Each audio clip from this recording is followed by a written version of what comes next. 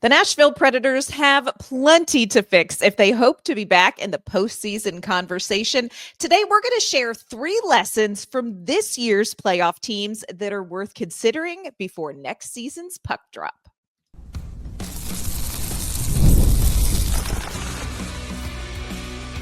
You're Locked On Predators, your daily podcast on the Nashville Predators, part of the Locked On Podcast Network, your team every day. Welcome to the Locked On Predators podcast. Thanks so much for making us your first listen of the day. We are, of course, your free daily Nashville Predators podcast. We are a part of the Locked On Podcast Network, your team every day. Want to kick off our Friday episode shouting out our Locked On Predators insider community and, of course, our everydayers who tune in to talk Nashville Predators hockey with us.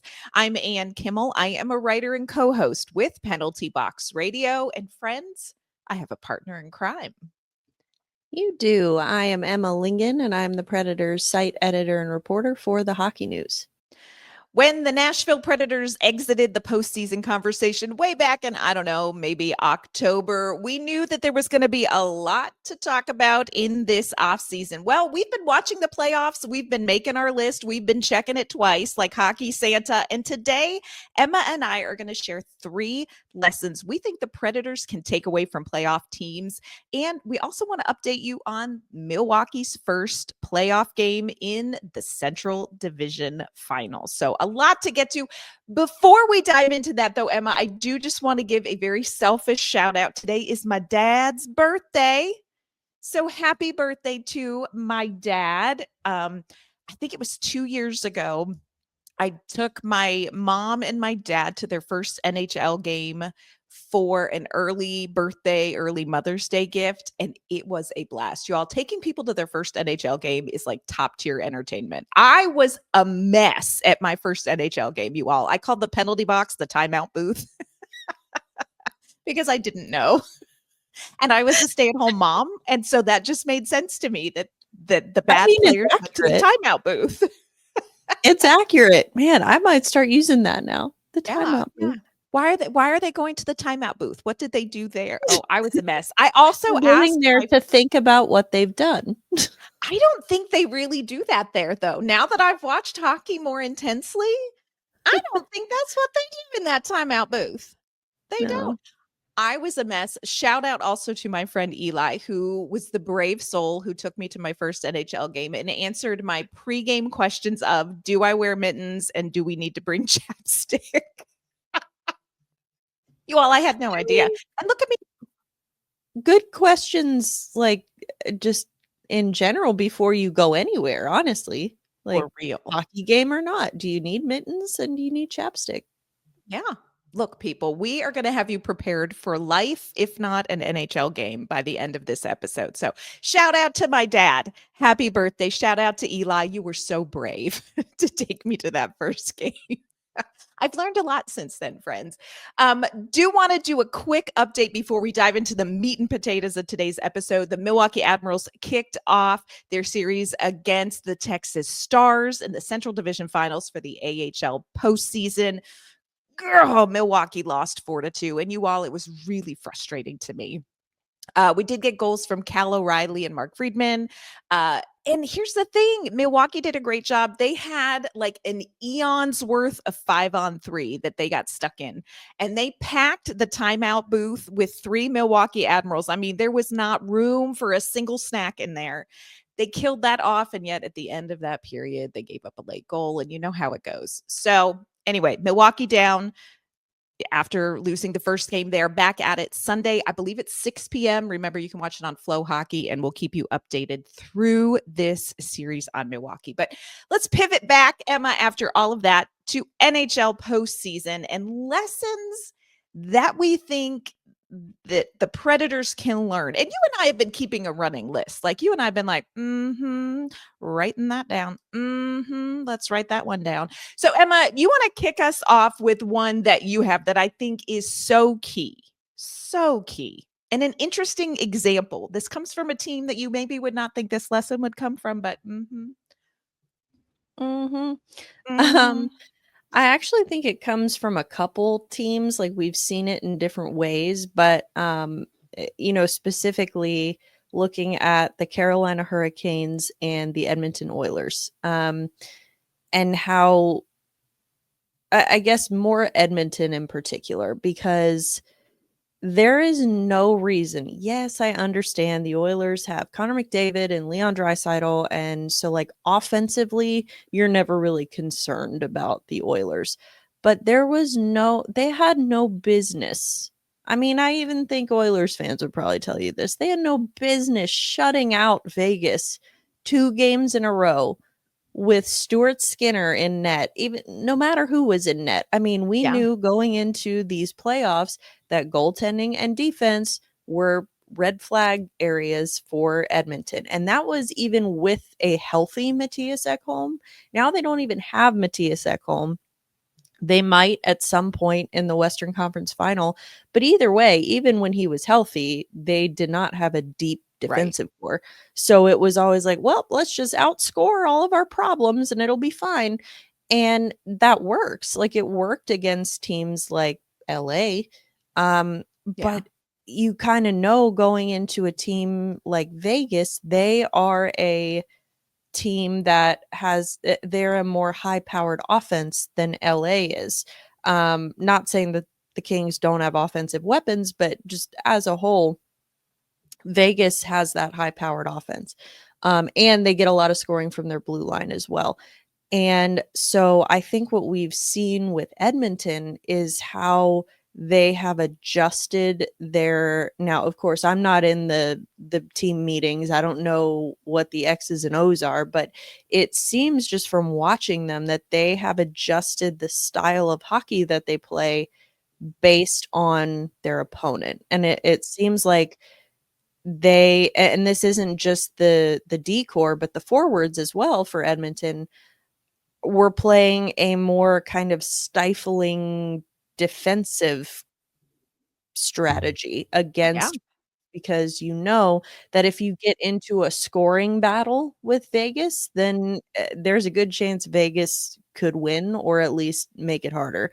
So I think that they were able to kind of adjust their approach, play a more defensive brand of hockey, and it's not necessarily the, high octane, high scoring games that we would expect from a team like Edmonton, but it to me what just stuck out is how they adjusted their approach, adjusted their system. They didn't completely change it, but they made certain tweaks and adjustments based on who the opponent was. I mentioned Carolina. I think they did something similar where they were just Carolina in particular. I think what they have always been good at is shutting down whoever the top offensive performers Yeah. are the opponent on the other team. Again, New Jersey didn't really give them that much of a challenge. They didn't have Jack Hughes, but I mean, with Washington, you saw them completely shut down Alex Ovechkin and their other top scorers. And I think that Carolina is just so good. Like it's two zone hockey. They completely dominated play up the middle of the ice.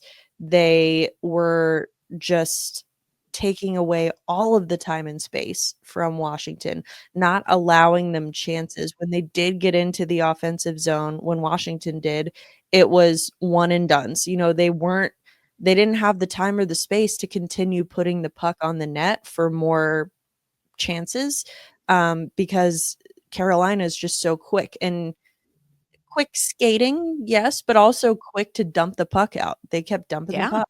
They were just really, really strong at that. So I think the overarching theme here is A, being able to adjust your system and your approach based on who your opponent is, and B, being able to play good defense. I mean, it sounds so simple, but y'all, if you have watched the Predators at all this season, good defense is probably not a phrase you would use to describe them. So that No. is my takeaway. Yeah.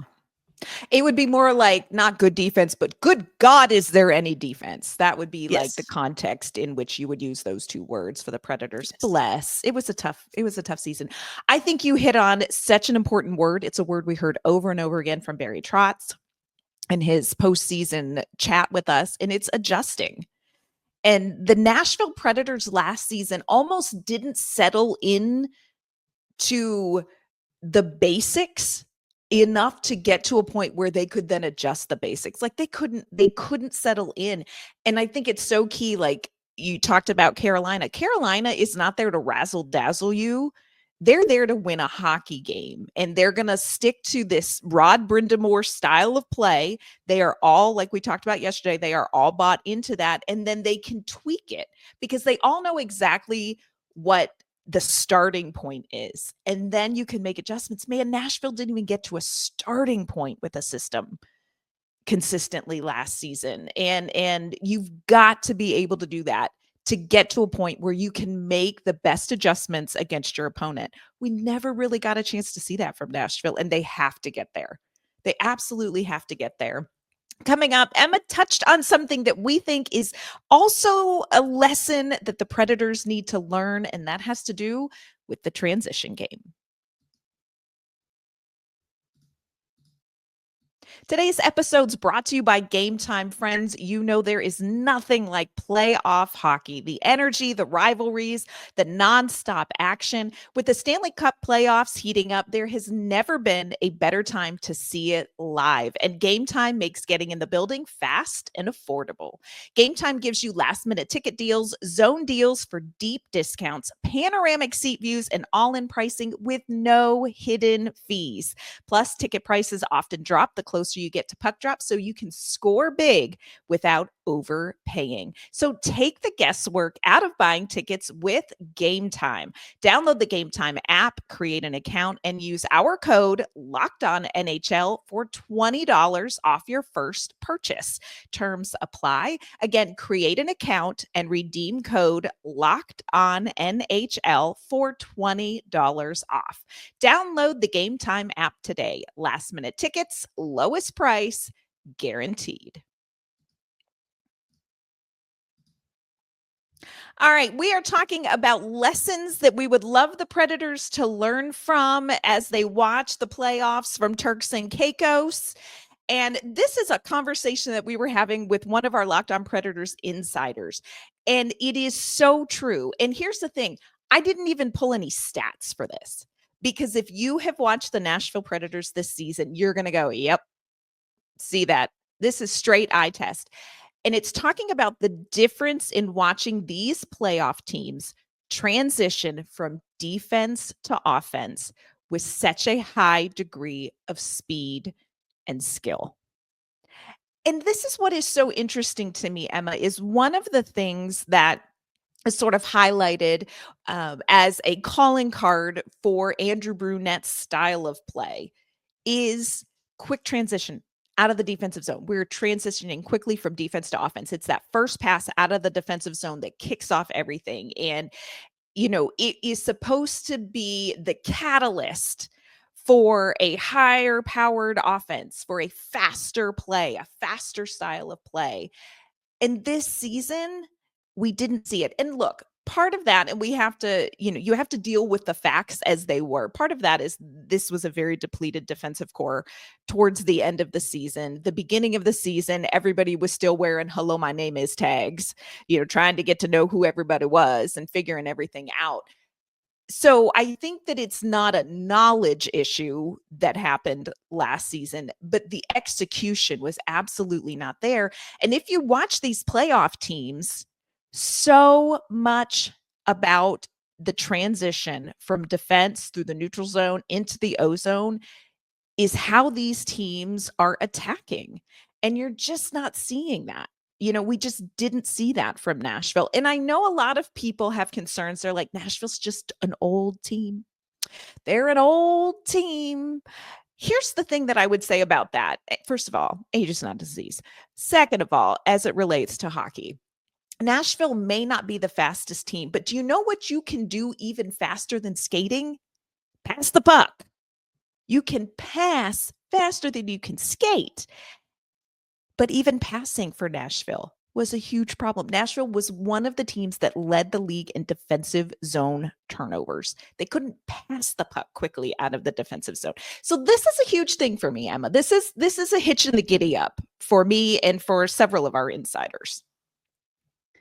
Yeah, and I think that's another thing where I look specifically at Carolina. It's something that they're very good at. I mean, they were putting on passing clinics against Oh my Washington. gosh. And that, I think, kind of goes to, again, straight eye test, but what we saw a lot with the Predators this past season was all of the passes that went in front of guys or behind guys or past guys. Like there was no tape to tape passing. Where was it? And it was like no one ever knew where anyone was going to be. And I think that, and again, it's not like, oh, whoever, like Philip Forsberg suddenly forgot his fundamentals and suddenly forgot how to pass. It's because it all comes back to chemistry and the system and knowing where guys are going to be. And you're right, you can pass quickly. That's what Carolina does so well, but you have to be precise, and that comes with knowing where your teammates are going to be. And that is a way that you can work around, maybe you're not the fastest skating team, and that's okay. You don't need to try to beat a fast team, like a fast skating team in a foot race, because then you're trying to play their game, and that, that puts the ball in their court, or whatever the euphemism you want to use. But I think that you're just seeing a lot of, like, it was so disjointed, and we've talked about this ad nauseum, but being able to pass the puck, that will help with your transition game, like you said, and just get it on the other guy's tape. My goodness. And I think there's plenty of reason for that. I think a lot of it is, the buy-in and the system and being able to trust it and trust where people are going to be. And I also think it's just, getting used to it, like, just understanding what the expectations are. But I also think it's maybe the constant line blender was maybe not the best idea, Andrew Brunette, because of course you're not going to know where your teammates are if your teammates are different every time you're on the ice. So yes. Well, and this is one of those things, and I don't want to be a ridiculous optimist and say this is all going to come out in the wash this season, because friends, after last season, we just don't know. But I do think something like this could be improved with elements as simple as what you're talking about: time and chemistry. Because you go back to people talking about Steven Stamkos and when he was with Tampa Bay and all those power play goals from The Office, he knew exactly where Kucherov was going to put that puck, or whoever was playing the point on the power play. He knew exactly how fast it was coming to him. He knew exactly where it was going to be, and he could one-timer the fire out of that crap. He's got to relearn that. Nashville has to learn that from him. And we didn't see that come together hardly at all this season.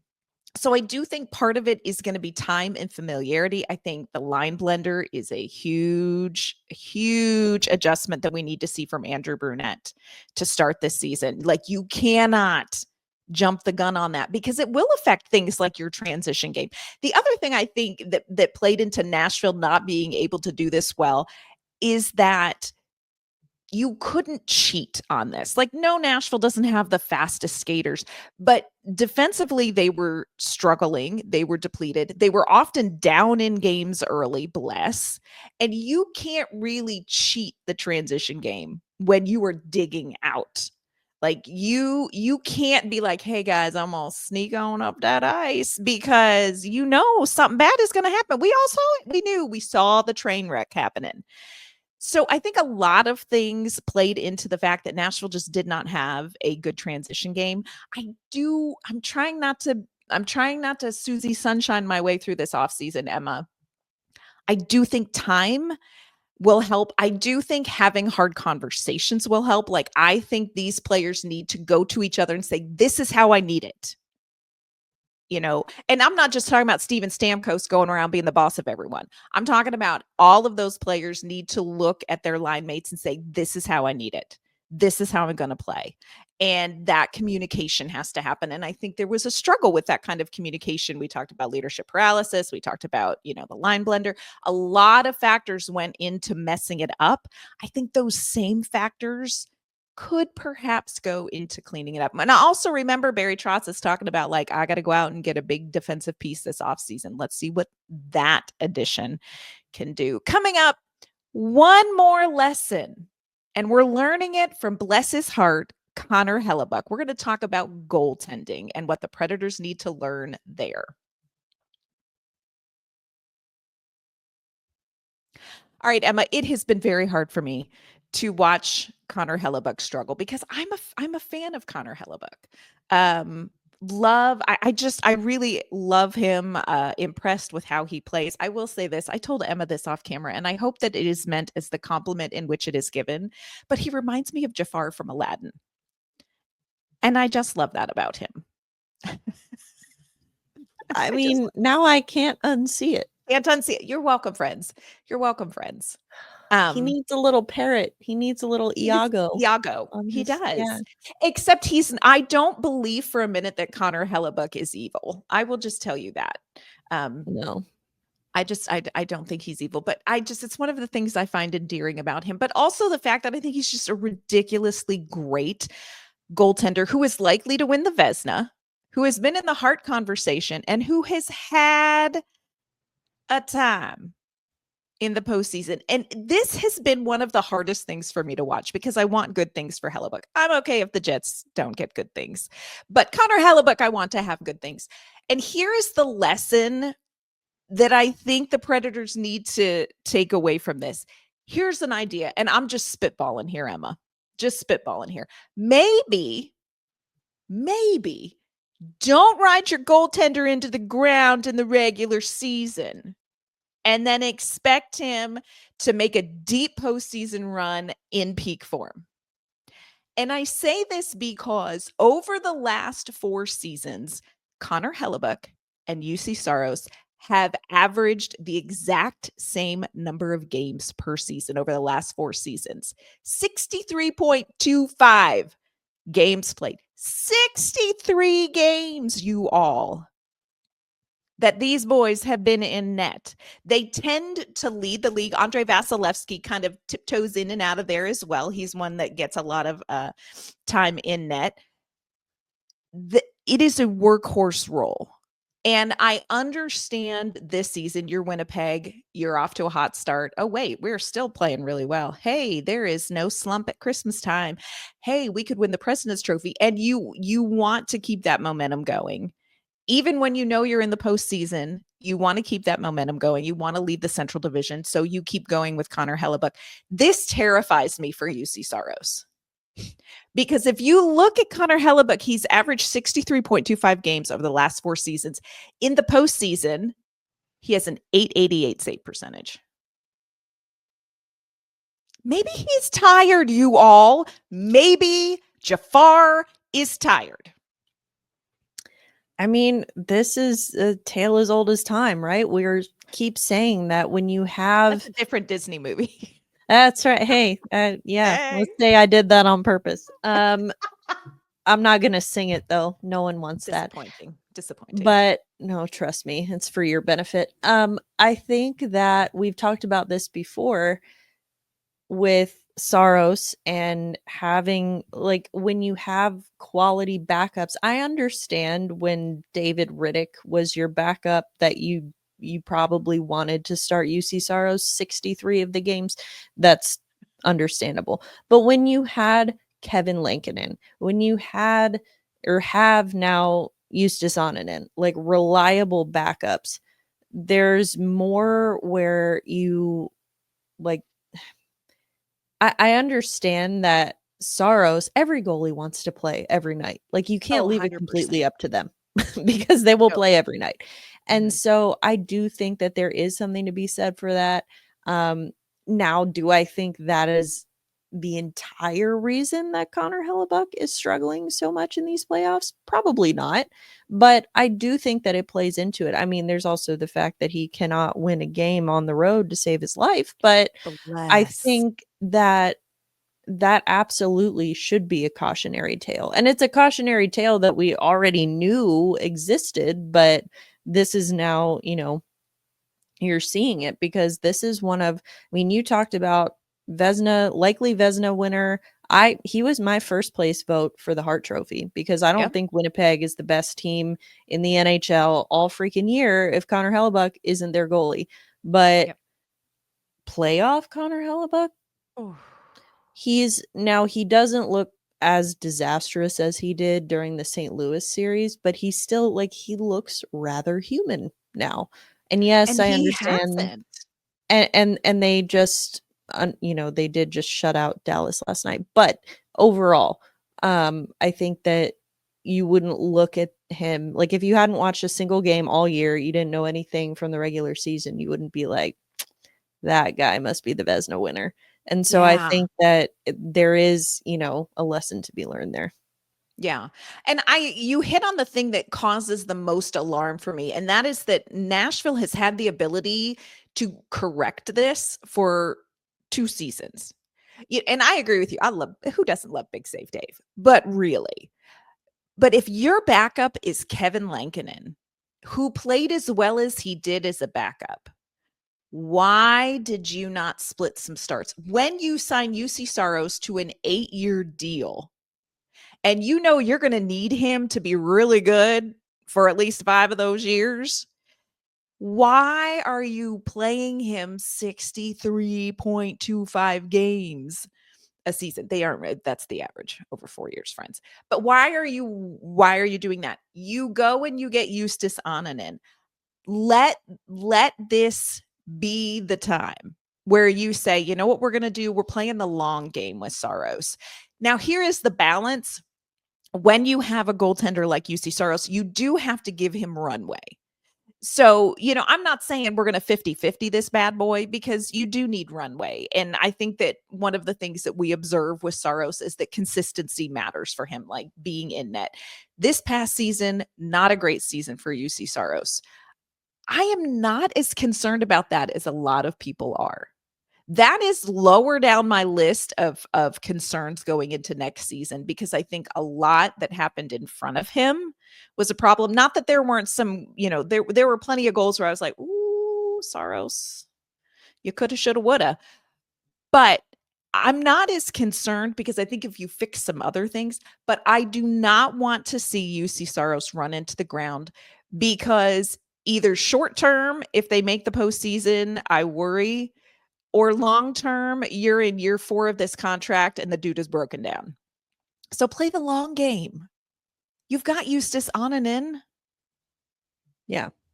Yeah, I agree. It doesn't mean that Saros isn't still your guy. Like no one's Right. questioning that.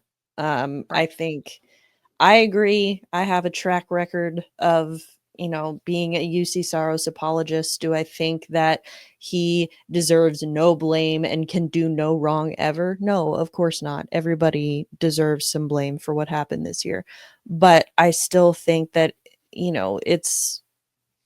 it is common for people to blame the goaltenders for everything about, because they are the last line of defense. So in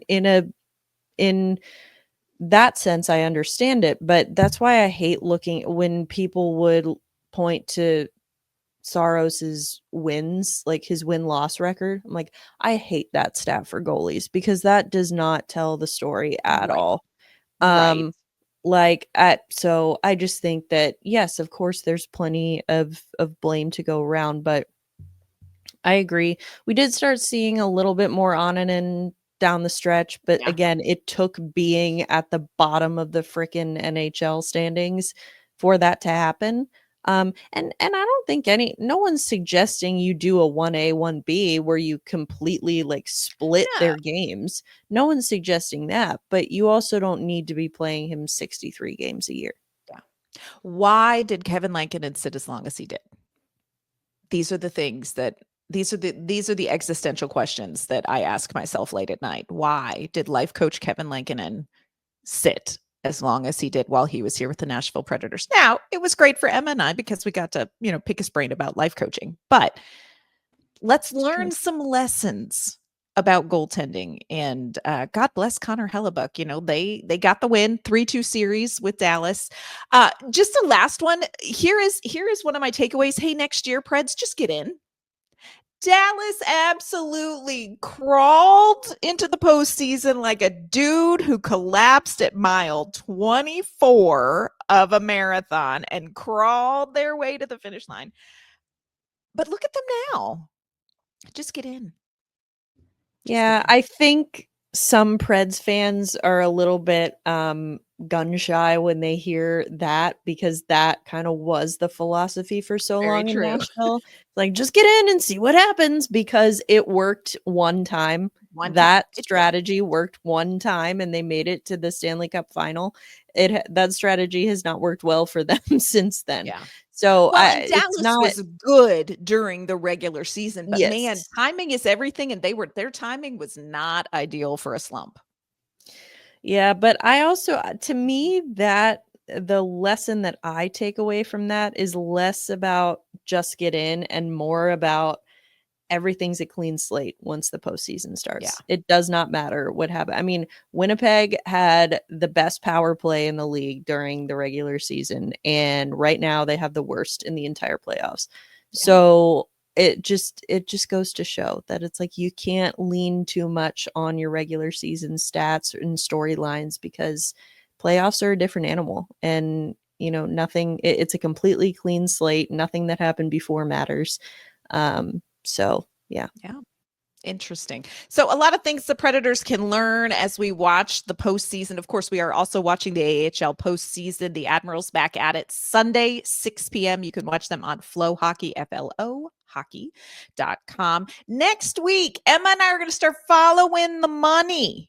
Show us the money. We're going to talk about contracts on the books. We're going to talk about what to do with some cap space. We are going to talk about offer sheets. Do we want to be those people? We might want to be those people. We'll talk about all of that coming up next week. So a lot to cover with the Predators this offseason if they're going to get it together and make a run for the postseason next year. Emma, before we log off for this week, will you let everyone know where they can find you and your work?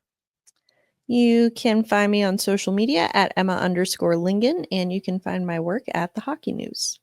You can find me on social media at AnnK_Mama on Ice. You can find my work with Penalty Box Radio as well. Friends, that is going to do it for this week's episodes of the Locked On Predators podcast. Thanks again so much for making us your first listen of the day. We are going to be back next week talking about the money. We'll see you then.